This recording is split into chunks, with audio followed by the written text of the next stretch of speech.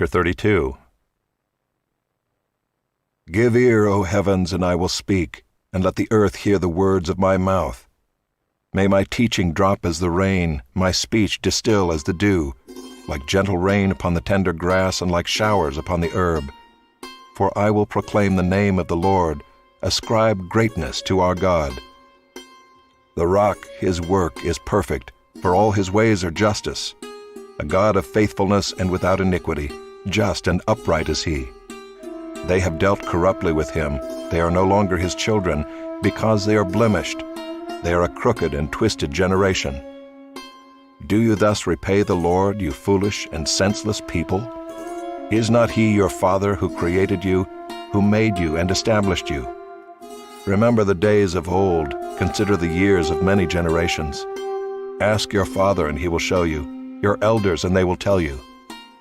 When the Most High gave to the nations their inheritance, when he divided mankind, he fixed the borders of the peoples according to the number of the sons of God. But the Lord's portion is his people, Jacob his allotted heritage. He found him in a desert land, and in the howling waste of the wilderness. He encircled him, he cared for him, he kept him as the apple of his eye. Like an eagle that stirs up its nest, that flutters over its young, spreading out its wings, catching them, bearing them on its pinions. The Lord alone guided him, no foreign god was with him. He made him ride on the high places of the land, and he ate the produce of the field, and he suckled him with honey out of the rock, and oil out of the flinty rock. Curds from the herd, and milk from the flock, with fat of lambs, rams of Bashan, and goats, with the very finest of the wheat, and you drank foaming wine made from the blood of the grape. But Jeshurun grew fat and kicked, you grew fat, stout, and sleek. Then he forsook God who made him, and scoffed at the rock of his salvation. They stirred him to jealousy with strange gods, with abominations they provoked him to anger. They sacrificed to demons that were no gods, to gods they had never known, to new gods that had come recently, whom your fathers had never dreaded. You were unmindful of the rock that bore you, and you forgot the God who gave you birth. The Lord saw it and spurned them because of the provocation of his sons and his daughters. And he said, I will hide my face from them. I will see what their end will be, for they are a perverse generation, children in whom is no faithfulness. They have made me jealous with what is no God. They have provoked me to anger with their idols. So I will make them jealous with those who are no people. I will provoke them to anger with a foolish nation. For a fire is kindled by my anger, and it burns to the depths of Sheol, devours the earth and its increase, and sets on fire the foundations of the mountains. And I will heap disasters upon them. I will spend my arrows on them. They shall be wasted with hunger, and devoured by plague, and poisonous pestilence. I will send the teeth of beasts against them, with the venom of things that crawl in the dust. Outdoors the sword shall bereave, and indoors terror, for young man and woman alike, the nursing child with the man of gray hairs. I would have said, I will cut them to pieces. I will wipe them from human memory, had I not feared provocation by the enemy, lest their adversaries should misunderstand, lest they should say, our hand is triumphant. It was not the Lord who did all this. For they are a nation void of counsel, and there is no understanding in them. If they were wise, they would understand this. They would discern their latter end. How could one have chased 1,000, and two have put 10,000 to flight, unless their rock had sold them, and the Lord had given them up?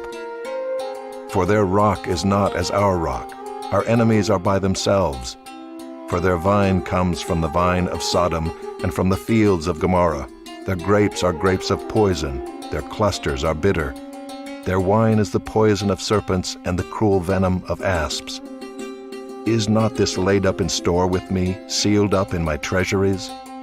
Vengeance is mine and recompense, for the time when their foot shall slip. For the day of their calamity is at hand, and their doom comes swiftly. For the Lord will vindicate his people and have compassion on his servants, when he sees that their power is gone, and there is none remaining, bond or free. Then he will say, "Where are their gods, the rock in which they took refuge, who ate the fat of their sacrifices and drank the wine of their drink offering? Let them rise up and help you. Let them be your protection. See now that I, even I, am He, and there is no God beside me. I kill and I make alive. I wound and I heal, and there is none that can deliver out of my hand. For I lift up my hand to heaven and swear as I live forever, if I sharpen my flashing sword and my hand takes hold on judgment, I will take vengeance on my adversaries and will repay those who hate me. I will make my arrows drunk with blood, and my sword shall devour flesh, with the blood of the slain and the captives from the long-haired heads of the enemy. Rejoice with him, O heavens, bow down to him, all gods, for he avenges the blood of his children and takes vengeance on his adversaries. He repays those who hate him and cleanses his people's land." Moses came and recited all the words of this song in the hearing of the people, he and Joshua the son of Nun. And when Moses had finished speaking all these words to Israel, he said to them, "Take to heart all the words by which I am warning you today, that you may command them to your children, that they may be careful to do all the words of this law. For it is no empty word for you, but your very life. And by this word you shall live long in the land that you are going over the Jordan to possess."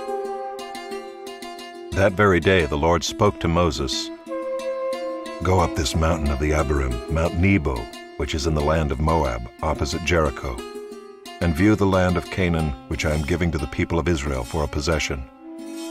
And die on the mountain which you go up, and be gathered to your people, as Aaron your brother died in Mount Hor and was gathered to his people, because you broke faith with me in the midst of the people of Israel at the waters of Meribah Kadesh, in the wilderness of Zin, and because you did not treat me as holy in the midst of the people of Israel. For you shall see the land before you, but you shall not go there, into the land that I am giving to the people of Israel."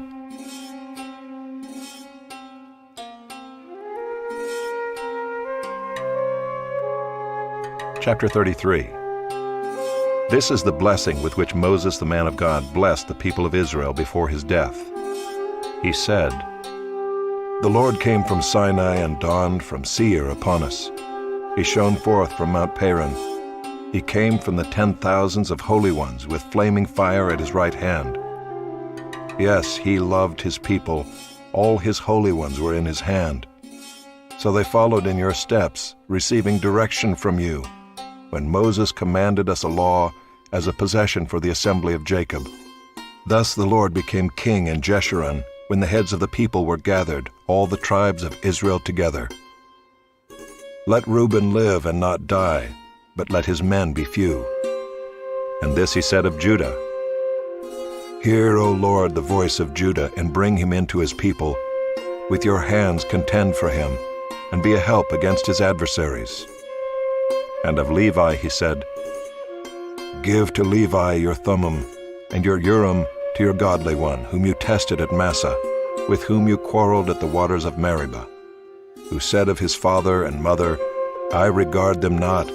He disowned his brothers and ignored his children, for they observed your word and kept your covenant. They shall teach Jacob your rules and Israel your law. They shall put incense before you and whole burnt offerings on your altar. Bless, O Lord, his substance, and accept the work of his hands. Crush the loins of his adversaries and those who hate him, that they rise not again." Of Benjamin he said, "The beloved of the Lord dwells in safety. The high God surrounds him all day long and dwells between his shoulders."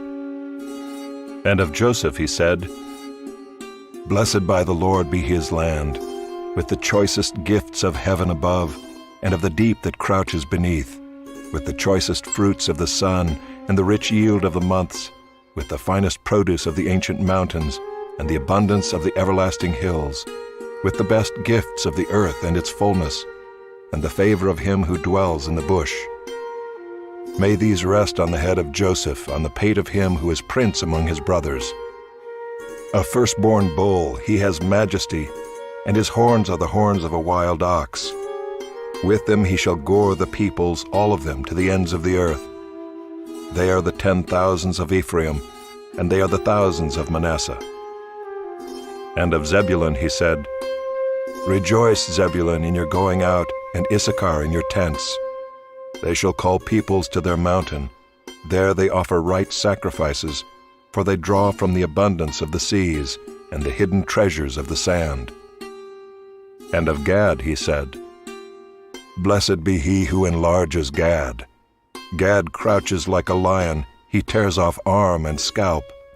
He chose the best of the land for himself, for there a commander's portion was reserved, and he came with the heads of the people. With Israel he executed the justice of the Lord and his judgments for Israel. And of Dan he said, Dan is a lion's cub that leaps from Bashan. And of Naphtali he said, O Naphtali, sated with favor and full of the blessing of the Lord, possess the lake and the south. And of Asher he said, Most blessed of sons be Asher. Let him be the favorite of his brothers, and let him dip his foot in oil. Your bars shall be iron and bronze, and as your days, so shall your strength be. There is none like God, O Jeshurun, who rides through the heavens to your help, through the skies in his majesty. The eternal God is your dwelling place, and underneath are the everlasting arms. And he thrust out the enemy before you and said, Destroy. So Israel lived in safety, Jacob lived alone, in a land of grain and wine, whose heavens drop down dew. Happy are you, O Israel! Who is like you, a people saved by the Lord, the shield of your help, and the sword of your triumph? Your enemies shall come fawning to you, and you shall tread upon their backs.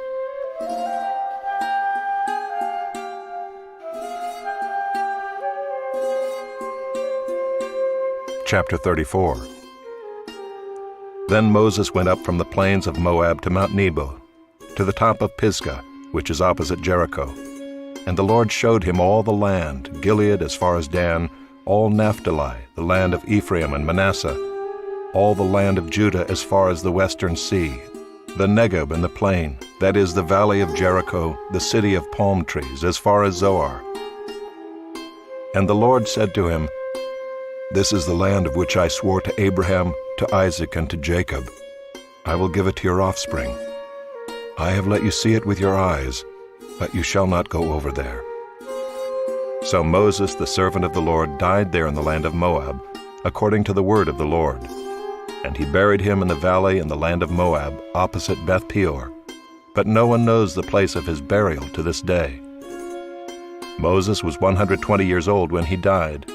His eye was undimmed, and his vigor unabated. And the people of Israel wept for Moses in the plains of Moab 30 days. Then the days of weeping and mourning for Moses were ended. And Joshua the son of Nun was full of the spirit of wisdom, for Moses had laid his hands on him. So the people of Israel obeyed him and did as the Lord had commanded Moses. And there has not arisen a prophet since in Israel like Moses, whom the Lord knew face to face. None like him for all the signs and the wonders that the Lord sent him to do in the land of Egypt, to Pharaoh and to all his servants, and to all his land, and for all the mighty power and all the great deeds of terror that Moses did in the sight of all Israel.